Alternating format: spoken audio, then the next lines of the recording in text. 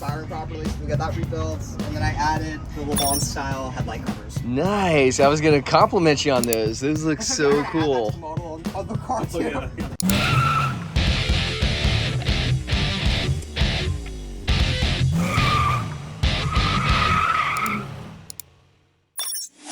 Welcome to another episode of Racing to Learn. We're a nonprofit that gets kids excited about math and science.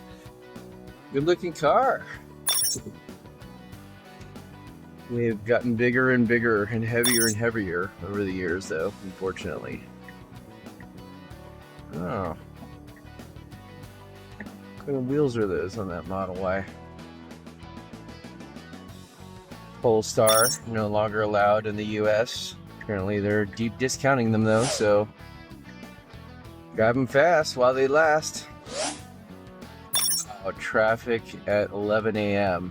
and the carpool lane is 5 to 8 p.m.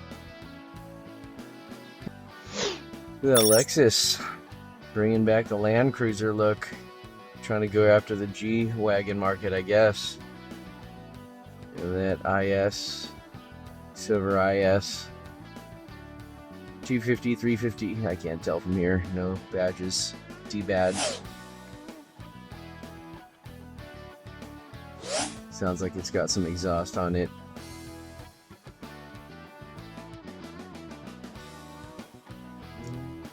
Never say never, but I don't think I'll be getting a new Lexus anytime soon after our experiences changing the spark plugs on our IS250 and dealing with incompetent parts people at the dealership. It's like a Beetle. It does. It basically is, right? It is, yeah. It's that piece of metal right there, right? It's tiny. It's Yeah. most of this is actually the electronics, like the generator and just the carbs, and the rest of the system is mostly the engine. Nice. The beautiful thing is like this thing's called the E-belt, and that's what recharges that's the generator basically, right? It snaps while I was on the road, and every single part I needed to replace it, I put it on. It's just sitting in the front. So I did it myself on the side of the road. Yeah. Wow, does that happen often? It's only happened once, and apparently the previous owner had only ever replaced it one time. So I have a full. This car was delivered new to Palo Alto 1963. Second owner was in San Francisco. Third owner was in Belmont, and then I'm the fourth owner in Redwood City. Nice. So I have Almost all in of California. it. Always been a California girl, and I got all the paperwork for it. So Dude. I can see exactly. In the 80s, the second owner took the engine out and had it rebuilt, but it kept all the original parts. The only things they had to replace was the seats got reupholstered, just a slightly different beige from the other three beiges in the interior. And they put the Nardi steering wheel on, but they actually kept the original. So I have the original big, big round one I keep at home.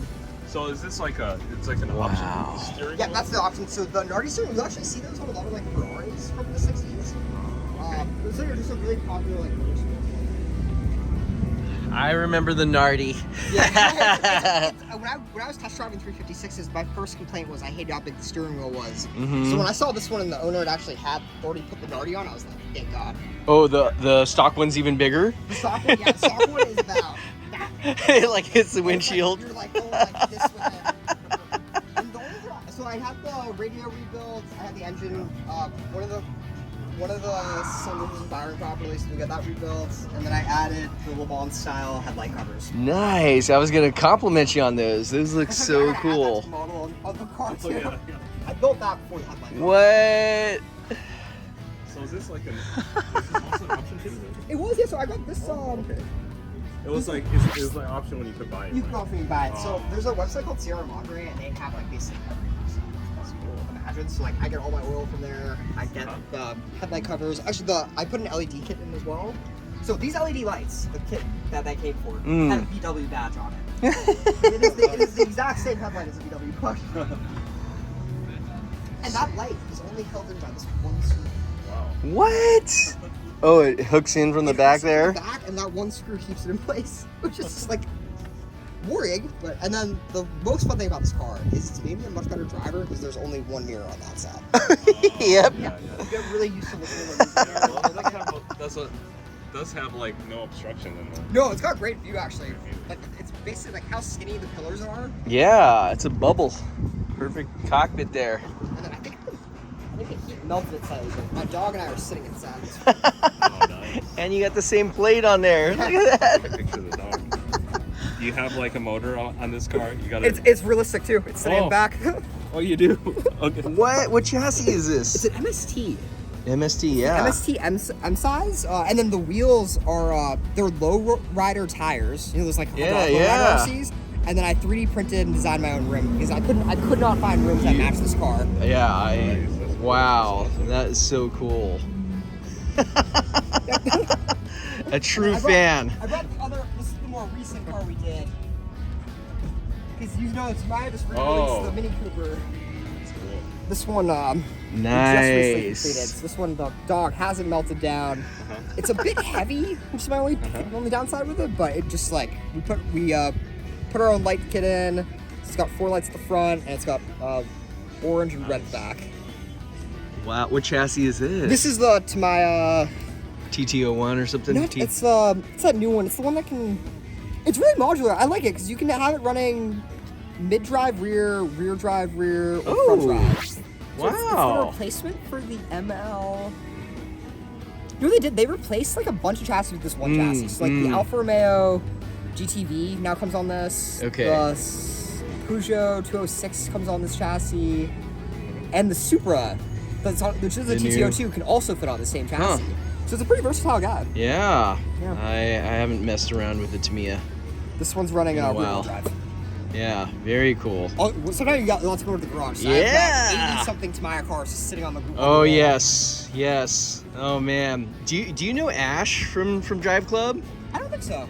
He's up in like Dixon, but he's got like a crazy RC collection. Someone I would like to get to know. Yes, he's got a full-size dyno too. Oh really? Yeah, yeah. For actual cars. Yeah. So he works on EV conversions. All right. That's his business. I want to know how much horsepower this actually is. He could probably tell you. It came with 75 brake horsepower from factory in 1963. I'm going to assume at least 10 of the horses have left the stable. Well, it got rebuilt. Yeah. It still works great, but it definitely does feel a little. I've driven one that has 110 brake horsepower. Those rebuilt and they bored out the engine a little bit. You could tell. Yeah. Yeah, I mean 110 versus 75, that's a big difference. Yeah, you're doubling it basically. Yeah. Wow. So each kid will be given a blank body, so it'll be all white parts apart from the pieces that are black here. They'll get a white driver figure, they'll get white body panels, and they'll get 4 different wings, 2 front splitters, 2 diffusers. Wow. At that scale, changing these parts makes a big difference. So yeah. I actually created this by figuring out, my wife and I race these on weekends, and she has a different driving style than mine, so I was starting to design parts for her. I realized the parts I designed for her, I didn't like. The parts I designed for myself, she didn't like. So I started designing all these parts, and we realized you can make it really modular. Oh, yeah.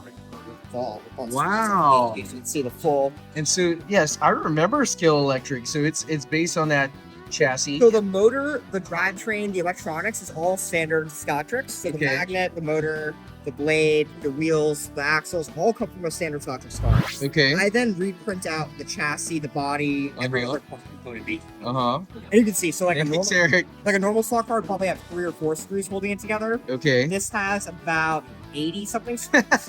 And that's just because all the little parts can come together.